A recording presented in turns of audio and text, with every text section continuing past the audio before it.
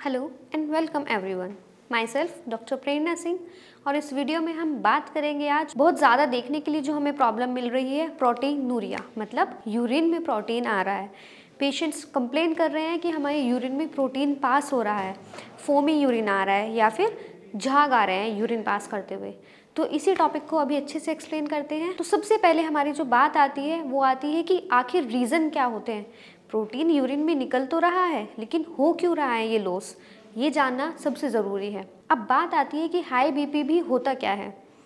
एक parameter set किया गया है एवरेज 120/80 mmHg। जब किसी भी पेशेंट का बीपी इस पैरामीटर को क्रॉस करके आगे निकलता है, ऊपर हो जाता है, ज़्यादा बढ़ जाता है, तो उस कंडीशन को हम बोलते हैं हाइपरटेंशन, मतलब हाई बीपी। और इसमें भी ज़्यादा जो फोकस किया जाता है स्पेशली किडनी पेशेंट में, वो किया जाता है डायस्टोलिक ब्लड प्रेशर, मतलब आम भाषा में बोले तो नीचे वाला जो बीपी होता है।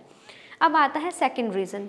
First reason high BP, second reason होता है डायबिटीज़ मेलाइटस, या फिर नॉर्मल भाषा में बोले तो शुगर की परेशानी। जिन पेशेंट के शुगर लेवल हाई होते हैं, ग्लूकोज लेवल हाई रहते हैं, उन पेशेंट्स में प्रोटीनूरिया की कंडीशन ज़्यादा देखने के लिए मिलती है। थर्ड जो फैक्टर है, छोटा सा लगता है बट छोटा नहीं है, बहुत बड़ी दिक्कतें पैदा करता है, वो आता है स्ट्रेस, मेंटल स्ट्रेस, टेंशन लेना।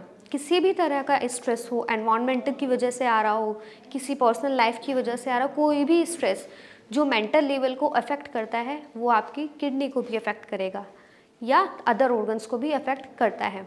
स्ट्रेस की वजह से भी प्रोटीनूरिया काफ़ी लोगों में देखने के लिए हमें मिलता है। अब इसके अदर फैक्टर्स की हम बात करें तो किडनी से रिलेटेड बीमारी आ जाती है, जैसे क्रोनिक सिस्टिक किडनी डिजीज़ होता है, नेफ्रोटिक सिंड्रोम होता है, IgA नेफ्रोपैथी होती है। अब क्रोनिक किडनी डिजीज़ में भी बहुत सारी तरह की चीज़ें होती है। किसी की किडनी श्रिंक हो जाती है, छोटी हो जाती है, किडनी सिकुड़ने लगती है। नेफ्रोटिक सिंड्रोम होता है, इसमें बहुत ज़्यादा प्रोटीन लॉस हमारा होने लगता है, यूरिन के थ्रू बॉडी का प्रोटीन एक्सक्रीट आउट हो रहा है। बहुत अदर जेनेटिक फैक्टर्स भी होते हैं, जैसे किसी की फैमिली हिस्ट्री में वो चीज़ चली आ रही है, कुछ फैक्टर्स चले आ रहे हैं जिसकी वजह से प्रोटीन एक्सक्रीट आउट यूरिन में हो रहा है। अब हमने बात की है कि रीजंस तो हमें पता चल गए हैं प्रोटीन लॉस हो क्यों रहा है, बट होता कैसे है। ये सारी ही कंडीशन ऐसा बॉडी में करती क्या है कि प्रोटीन लॉस हो जाता है यूरिन के थ्रू। तो इसकी हम सबसे पहले बात करेंगे, जैसे मैंने पहले भी आपको वीडियोज़ में बताया है, किडनी होती है।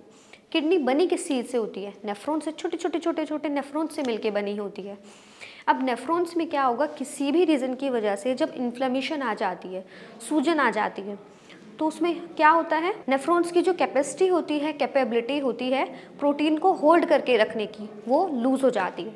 नेफ्रॉन्स में इन्फ्लेमेशन आई है, सूजन आई है, नेफ्रॉन प्रोटीन को अच्छे से होल्ड नहीं कर पा रहा है, तो क्या होगा, प्रोटीन लीक आउट हो जाएगा, बाहर निकल जाएगा, जिसकी वजह से बहुत सारी हमें परेशानियां देखने के लिए भी मिलती है। जो कॉमनली हमें देखने के लिए मिलते हैं वो सिम्टम्स आते हैं हेजी यूरिन, मतलब जैसे जो क्लियर स्ट्रीम होती है यूरिन की, पानी जैसा जो यूरिन दिखता है या फिर हल्का पीला दिखता है, उसकी जगह पर क्लाउडी यूरिन दिखने लगता है। जैसे झाग भी आते हैं, किसी किसी पेशेंट को कंप्लेन होती है कि यूरिन में सफ़ेद सफ़ेद जैसा कुछ आ रहा है, तो कुछ सफ़ेदपन आ रहा है या फिर ज़्यादा ही पीला कुछ यूरिन हमें पास हो रहा है।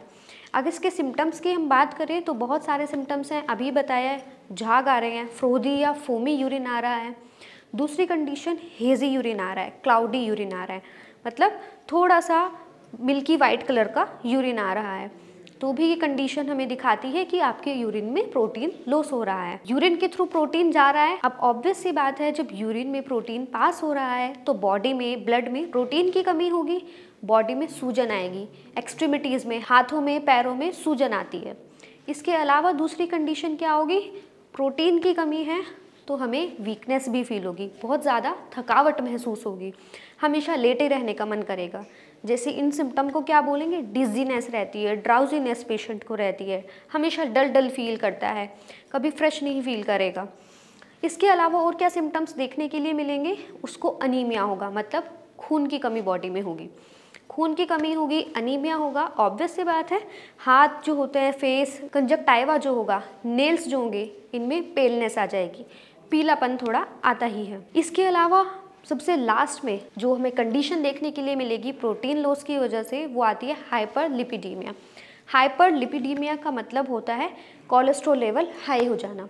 कोलेस्ट्रॉल लेवल हाई होता है तो भी बहुत सारी अदर कंडीशंस भी सामने आती ही हैं। अब अगर बात करें तो ये होता है कि आखिर पता कैसे लगाएं प्रोटीन लॉस का।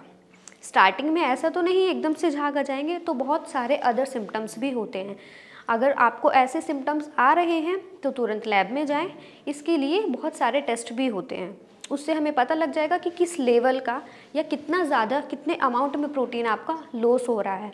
जैसे कैसे टेस्ट होते हैं, डिपस्टिक टेस्ट होता है, यूरिन कल्चर भी कराया जाता है, उससे अदर फैक्टर्स भी पता लगेंगे कि कहीं इन्फेक्शन तो नहीं हो रहा है बॉडी में, यूरिन में कोई इन्फेक्शन तो नहीं है। साथ में आप KFT भी करा सकते हैं, उससे जो दूसरी चीज़ें हैं उनका भी आपको पता लगेगा। और CBC कंप्लीट ब्लड काउंट या फिर कंप्लीट ब्लड टेस्ट भी करवाया जाता है, जिसमें आपको हीमोग्लोबिन का लेवल भी पता लगता है और पता लग जाता है कि कितनी सीवियर फॉर्म में आपका अनीमिया पहुंच चुका है। अब पेशेंट्स क्या होते हैं, पेशेंट्स अवेयर नहीं होते हैं। पेशेंट को लगता है हमने रात कुछ ऐसा खाया होगा जिसकी वजह से ये प्रोटीन हमारा लॉस हो रहा है, रात को हाई प्रोटीन वाली डाइट ली होगी इस वजह से प्रोटीन ज़्यादा लॉस हो रहा है। बट हमेशा ऐसा नहीं होता है। अब क्या होता है, किडनी डैमेज को हम लेते हैं, उसकी दो कंडीशंस हम रखते हैं। एक कंडीशन है जिसमें किडनी डैमेज 30% से कम हुई है, और अदर कंडीशन में किडनी जो डैमेज हो चुकी है वो 30% से ज़्यादा हो चुकी है। तो पहली कंडीशन जो है किडनी डैमेज जिसमें 30% हुआ है, उसमें सिर्फ प्रोटीन लॉस आपको देखने के लिए मिलेगा यूरिन में, मतलब प्रोटीनूरिया मिलता है, क्रेटिनाइन लेवल हाई नहीं मिलता है। इसीलिए पेशेंट क्या होते हैं, KFT करा भी ली बट उसमें क्रेटिनाइन नॉर्मल रेंज में, तो अवेयरनेस नहीं दिखाते हैं और कोई मेडिसिन नहीं लेते हैं। अदर कंडीशन क्या होती है, किडनी डैमेज 30% से ज़्यादा तो हो गया है बट क्रेटिनाइन भी साथ में बढ़ रहा है, प्रोटीन लॉस भी बढ़ रहा है, क्रेटिनाइन भी बढ़ रहा है। तब पेशेंट्स बोलते हैं कि हमें अब ट्रीटमेंट चाहिए। तो हमेशा ऐसा नहीं करना है, थोड़ा भी आपको कुछ भी डाउट होता है तो तुरंत अपने आसपास डॉक्टर से मिलिए, अपने टेस्ट कराइए, यूरिन में ज़रूर अपना प्रोटीन लॉस चेक कराइए। अच्छा, अगर हम बात करें मैनेजमेंट की, हमने सब चीज़ें पता कर ली है, क्यों हो रहा है, कैसे हो रहा है, किस तरह से हमें पता चलेगा कि हाँ हमें प्रोटीन लॉस ही हो रहा है। अब बात है कि आपको पता चल गया है तो करें क्या। सबसे पहले जो आपको करना है, जो आपकी रीज़न है, सपोज़ किसी पेशेंट को BP बहुत हाई रहता है तो उसको अपना BP कंट्रोल करना है, BP हमेशा मेंटेन करके रखना है। दूसरी कंडीशन आती है किसी का शुगर लेवल हाई रहता है, उसको शुगर मेंटेन करके रखना है। इसी तरह से जो सारे रीज़न सभी मैंने बताए हैं उनको हमेशा अंडर कंट्रोल रखना है, उनको मेंटेन करके रखना है, कोई भी पैरामीटर को ज़्यादा हाई नहीं जाने देना है। दूसरी चीज़ हम क्या कर सकते हैं कि आसपास अपने डॉक्टर से, अपने फैमिली डॉक्टर से आप कंसल्ट कर सकते हैं, अपना टेस्ट करा सकते हैं, राइट टाइम पर ट्रीटमेंट ले सकते हैं। इसके अलावा कोई और आपकी क्वेरी हो तो आप नीचे कमेंट बॉक्स में कमेंट डाउन कर सकते हैं। मिलते हैं नेक्स्ट वीडियो में नेक्स्ट टॉपिक के साथ, तब तक के लिए नमस्कार।